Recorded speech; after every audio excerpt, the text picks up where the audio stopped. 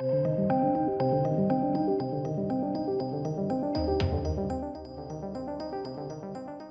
ladies and gentlemen. So this is Hellraiser reboot ending explained by the director and lead, Jamie Clayton. Well, one of the leads, anyway, the lead Cenobite.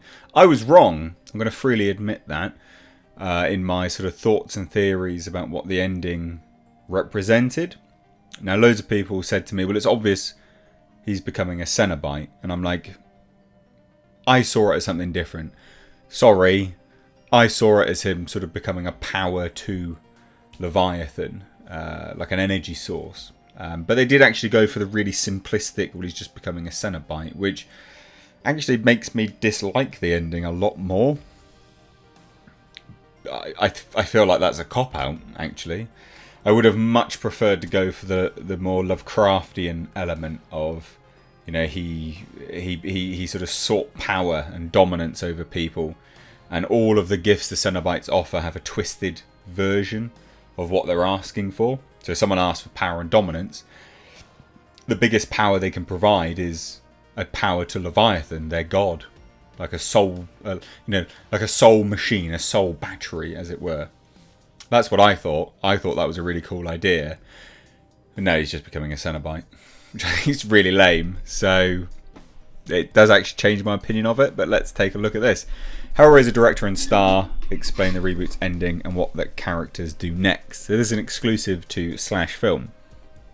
It is an interesting discussion, but I just think, I don't know, a bit of a disappointing one, to be honest. So let's take a look. This is just a question and answer interview. I'm curious what you think happens right after the end of the movie. How do they even explain their injuries when there's no physical bodies or any culprit to explain things? So Bruckner, the director, says, I have such a disappointing answer to this. I don't think about it. One of the things I love about movies as opposed to TV is that they have endings that you can step away from a film and regard it as an object, as an idea in total. And so it's a conversation with the audience, and the end of this film is a counterpoint. Riley makes one decision and Voight makes another, and they end up in opposite perspectives, having two completely different experiences. We wanted to capture the irony of that and ask the audience, who are you? Which direction would you go? What would you choose?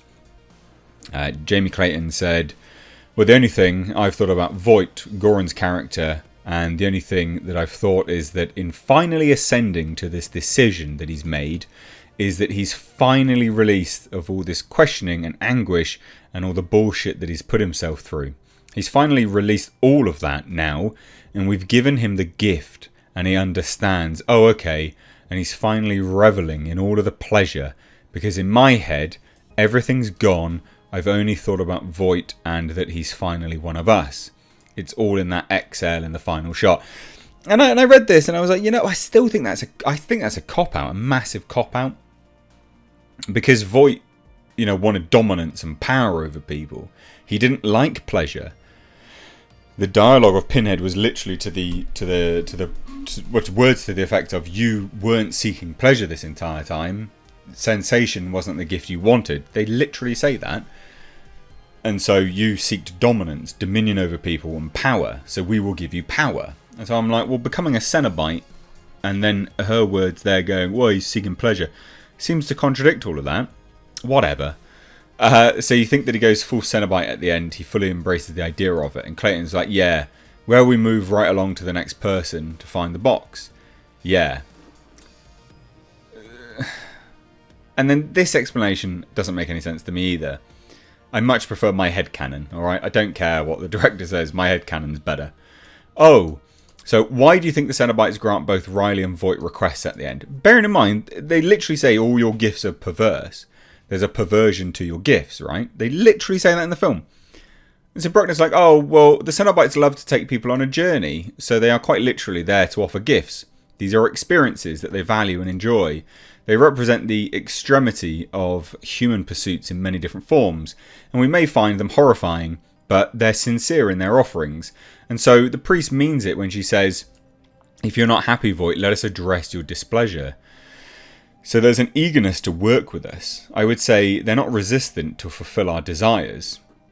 Does Riley make the right choice at the end? Was a better outcome possible? Because she chooses to lament. She chooses, at the end of this film, not Lazarus to resurrect her brother. Right? And so, again, that goes hand in hand with the whole, all of their gifts are perverse. They are not a true, they're not truly a gift.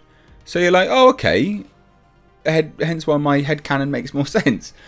So Bruckner's like, well, was it the best possible choice for Riley? I'm on the fence personally, as an audience member of this film.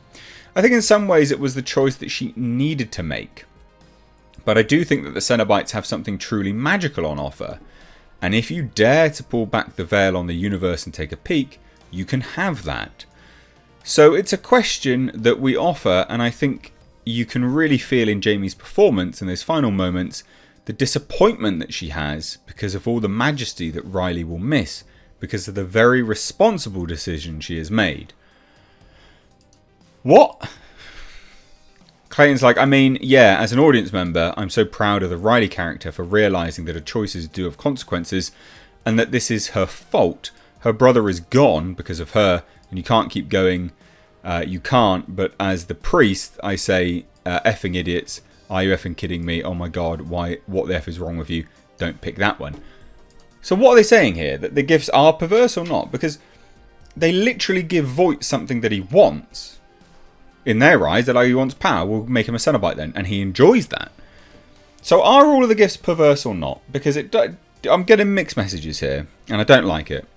I like my headcanon much better. Would the resurrection have actually worked, or was it a trick? Here's more mixed messages. There's an image in the basement. She has a premonition of what it will be. The resurrection choice does harken back to Frank in the original film.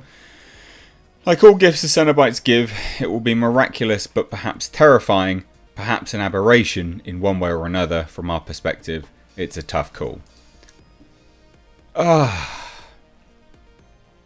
Whatever.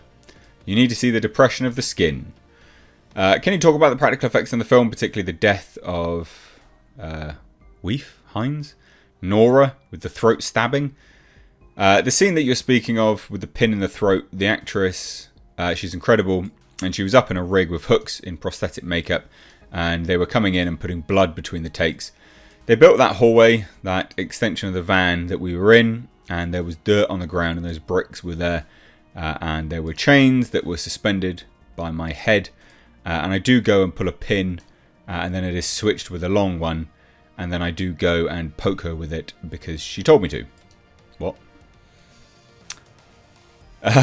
Alright then. Clayton's like, you need to see the depression of the skin. I was like, can I do this to you? And she was like, yes, do it, darling. So she literally poked her with a pin, which is quite funny, to be honest. But look, I mean, at the end of the day, this whole ending, no. I genuinely much prefer my headcanon that Voight becomes a soul battery. He gives power. His soul is used in powering something greater than him. So he is becoming power, but by proxy. I much prefer that. That is much more in keeping with everything that they were saying in the film anyway, that all gifts are a perversion. If they're saying, well, he's happy with it, it's not perversion then, is it? Whatever. I much prefer my headcanon. Because at this point, then you go, well, maybe Riley would be happy with her decision then. You know, Voight and Riley, I like the ending for Riley because she's an unlikable person. Her having to deal with the consequences of her actions makes sense when she's an unlikable character. Because if she was likable, and she chose the lament configuration and basically having to deal with the fact that she's ruined her life, you'd be like, oh, what a shame. You know, she doesn't deserve that ending if she's likable, right? If she's unlikable, fine, you accept it. You go, yeah, sure, she's an idiot. But then equally so, like Voight, he doesn't deserve anything good, regardless whether it's becoming a Cenobite and he likes that or not. Like, you don't give them something that they want. It runs parallel to what the whole message of the film is. This makes me appreciate this film less. Actually, genuinely appreciate it less now that they've revealed this. I think that's a massive, massive missed opportunity to add something much more Lovecraftian, more layered. Ridiculous.